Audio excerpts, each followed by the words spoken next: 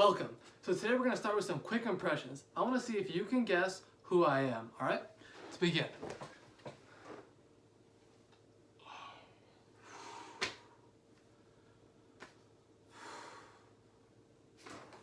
All right. Did you guess it? Well, let me tell you.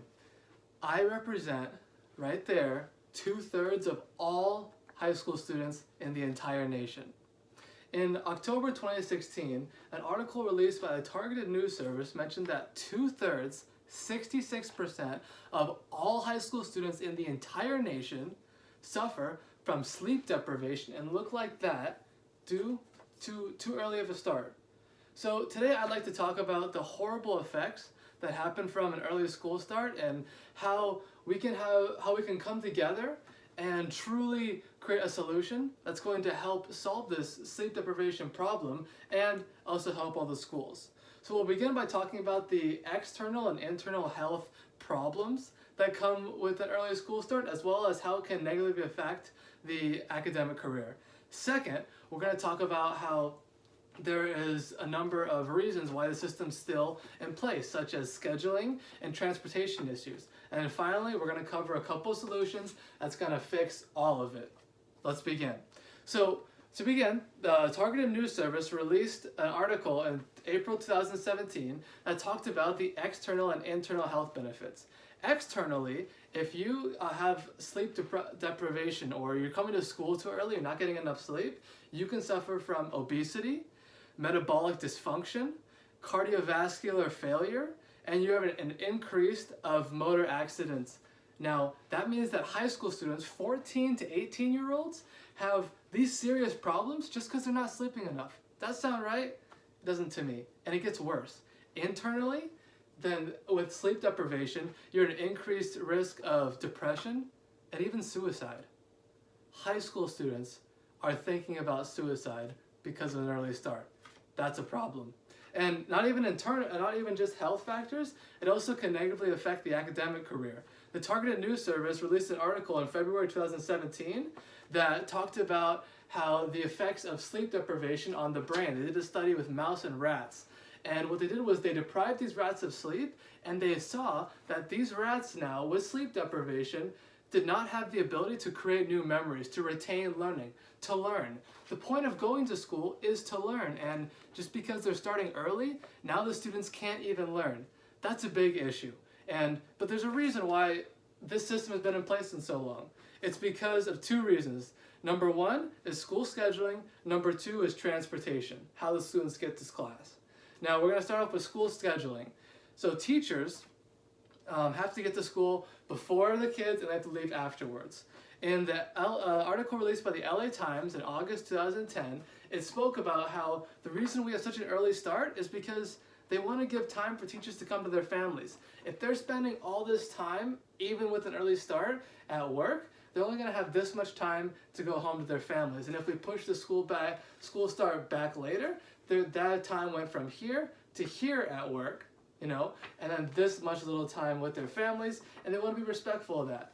Number two is extracurricular activities. The Targeted News Service released another article in October 2019, and it was a survey about whether we should push the school start back.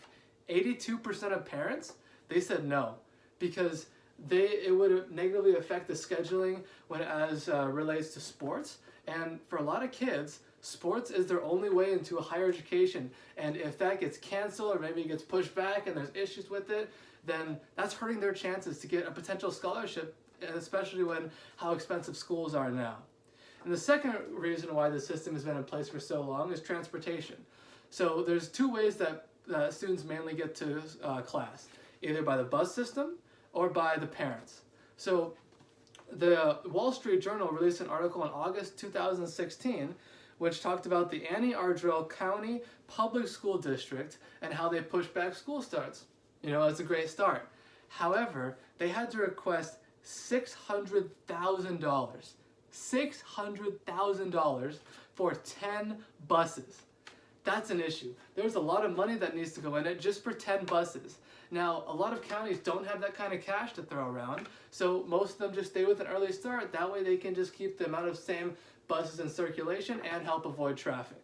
The second reason was to the parents' side. The LA Times released an article in September 2019, which talked about how students only get to class because parents work in the morning, and because class starts so early, they can take time before work to take their students to class, which is the only other way that they would get to class if they missed the bus.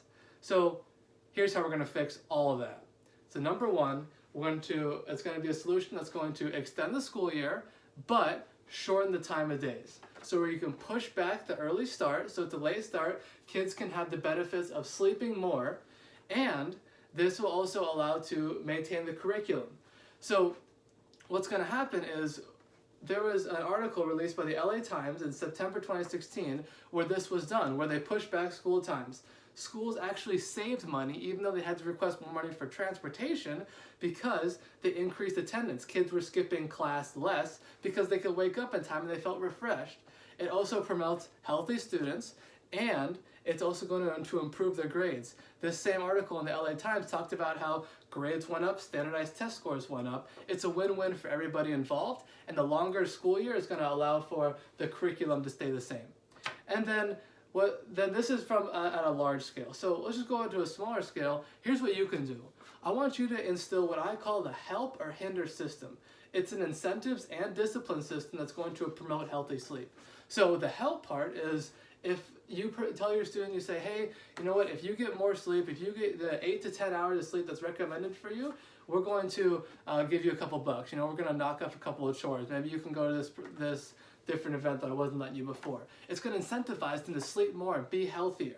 And then on the opposite side of that, say, hey, you're getting 3-4 hours of sleep, you're already going to be hurting. I want to reinforce that about how important this is, so we're going to take some electronic time. Maybe we're going to take, you're going to add on an extra chore. So there are going to be two ways that they can be motivated to sleep more. So we talked about the horrible effects of an early school start, and this solution, the help or hinder system, when instituted, can truly help all students involved. We talked about the external and internal health factors and the academic negative impact of early school start.